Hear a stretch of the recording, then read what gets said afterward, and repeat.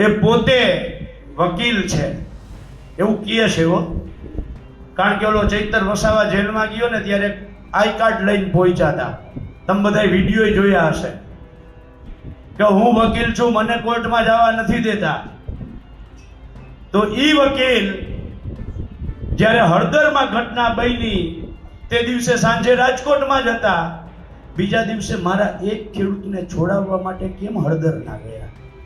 ત્યાં તો અમારા કિસાન કોંગ્રેસના ચેરમેન પ્રતાપભાઈ ડોડિયા, જિલ્લાના પ્રમુખ હિંમતસિંહ કટારિયા અને રાજકોટથી ઇન્દ્રનીલ રાજ્યગુરુ ત્યાં હળદર જઈ અને ડીએસપી સાથે વાત કરે છે કે આ નિર્દોષ ખેડૂતોને શું કામ ભાઈ તમે હેરાન કરો છો, અને રાત્રે 9 વાગે છોડાવે છે। તો આ જે પોતાની જાતને વકીલ ગણાવતા, હાલતા ચાલતા, ભલે ક્યાંય કેસ ના લડતા હોય પણ કાર્ડ લઈને રખડતા ભાઈને મારે પૂછવું છે કે તમે ત્યાં કેમ ના ગયા? ગુજરાતનો ખેડૂત અત્યારે પાયમાલ થયો છે અને આ જ વાતને લઈને કોંગ્રેસ દ્વારા અત્યારે હાલ ખેડૂત આક્રોશ યાત્રા છે તે શરૂ કરવામાં આવી છે। કોંગ્રેસના નેતાઓ અત્યારે હાલ વિસાવદર પહોંચ્યા છે અને ખાસ કરીને પાલ આંબલિયા દ્વારા ગોપાલ ઇટાલિયા ઉપર હવે મોટા આક્ષેપ મૂકવામાં આવ્યા છે અને કહેવામાં આવ્યું છે કે અત્યારે જ્યારે ખેડૂતોને ધારાસભ્યની જરૂર છે ત્યારે આ ગોપાલ ઇટાલિયા ક્યાં છે? આજે આ જ વિષયને લઈને વિગતે ચર્ચા કરીએ। નમસ્કાર, હું હંસિની અને તમે જોઈ રહ્યા છો નિર્ભય ન્યૂઝ। આપણે છેલ્લા ઘણા સમયથી જોતા આવ્યા છે કે સૌરાષ્ટ્રના ખેડૂતો છે એ લોકો અત્યારે હાલ પાયમાલ થયા છે। ત્યારે હવે પાલ આંબલિયા દ્વારા વિસાવદર પહોંચીને ત્યાંના જ ધારાસભ્ય ગોપાલ ઇટાલિયાને લઈને મોટા આક્ષેપો કરવામાં આવ્યા છે। કહેવામાં આવ્યું હતું કે 6 મહિના પહેલા જો મારી વાત સાંભળી હોત તો અત્યારે હાલ જે હાલત ધારાસભ્યની જોવા મળી રહી છે, જે લોકોને અત્યારે ધારાસભ્યની જરૂર છે તે ધારાસભ્ય દેખાતા નથી, એ જ વાતને લઈને આકરા પ્રહાર કર્યા છે। એટલું જ નહીં, એવું પણ કહ્યું છે કે જ્યારે ખેડૂતોને જરૂર હળદર કાંડની અંદર જ્યારે આ લોકો અત્યારે ખેડૂતો જેલમાં છે ત્યારે ગોપાલ ઇટાલિયા ચૈતર વસાવા માટે જો લડી શકતા હોય તો ખેડૂતો માટે કેમ નથી લડી શકતા, એવી વાત પાલ આંબલિયા દ્વારા કરવામાં આવી છે। સૌથી પહેલા તો પાલ આંબલિયાએ વધુમાં શું કહ્યું સાંભળીએ। હું વિસાવદરના ગામે ગામ રેખડો, ગામે ગામ જઈને કહ્યું કે ખેડૂત ભાઈઓ આ આવ્યા છે એ નાખેડું છે। ખેડૂત ભાઈઓ આ આવ્યા છે એ નાખેડું છે, એને તમે ઓળખજો। કરી ગયા ને નાખેડું ખેલ? થઈ ગયો ખેલ કે ના થયો? હું હમણાં જ અહીંયા મારા નામના પોકાર થતા હતા ને હું ત્યારે ટીવીમાં ડિબેટમાં બેઠો હતો અને પૂરી થઈ પછી વેપારીએ મને કહ્યું કે અમારા ધારાસભ્ય ચૂંટાયા પછી અહીં ગોઈતાય જડતા નથી। અમે વિસાવદર માટે ચૂંટ્યા છે કે આમ આદમી પાર્ટી માટે ચૂંટ્યા એ અમને ખબર પડતી નથી।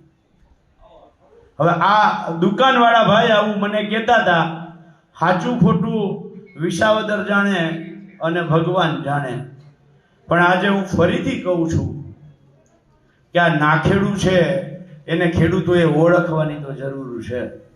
ઓળખજો, ઓળખજો। હજી આજે કાનમાં કહીને જાઉં છું કે આ નાખેડુથી ચેતતા રહેજો। નાખેડુનું કામ શું છે?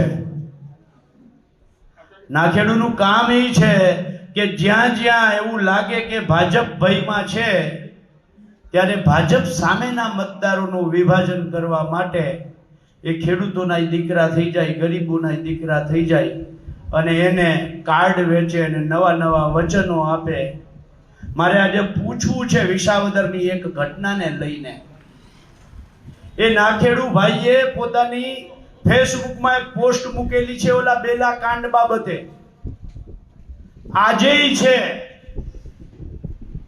એ પોસ્ટ, આજેય છે કે જો 2 દિવસની અંદર આ બેલા નહીં હટે તો હું આમ કરીશ ને તેમ કરીશ।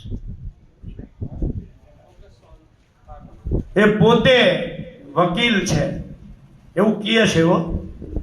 કારણ કે ઓલો ચૈતર વસાવા જેલમાં ગયો ને ત્યારે આઈ કાર્ડ લઈને પહોંચ્યા હતા। તમે બધા વિડીયો જોયા હશે કે હું વકીલ છું, મને કોર્ટમાં જવા નથી દેતા। તો ઈ વકીલ જ્યારે હળદરમાં ઘટના બની તે દિવસે સાંજે રાજકોટમાં જ હતા। બીજા દિવસે મારા એક ખેડૂતને છોડાવવા માટે કેમ હળદર ના ગયા? ત્યાં તો અમારા કિસાન કોંગ્રેસના ચેરમેન પ્રતાપભાઈ ડોડિયા, જિલ્લાના પ્રમુખ હિંમતસિંહ કટારિયા અને રાજકોટથી ઇન્દ્રનીલ રાજ્યગુરુ ત્યાં હળદર જઈ અને ડીએસપી સાથે વાત કરે છે કે આ નિર્દોષ ખેડૂતોને શું કામ ભાઈ તમે હેરાન કરો છો અને રાત્રે 9 વાગે છોડાવે છે.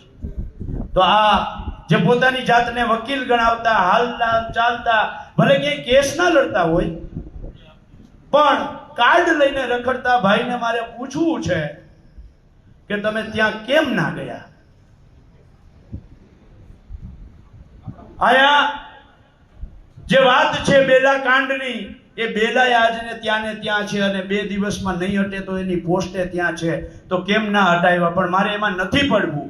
ખાલી આ નાખેડુને ચેતવવા માટે મેં તમને વાત કરી છે કે આ નાખેડુથી ચેતતા રહેજો. પણ મૂળ મહત્વની વાત આજે અમે જે લઈને આવ્યા છીએ એ છે કે જે રીતે છેલ્લી 7 સિઝનથી ગુજરાતનો ખેડૂત કાં તો કમોસમી વરસાદ, કાં તો વાવાઝોડું, કાં તો અતિવૃષ્ટિનો ભોગ બને છે.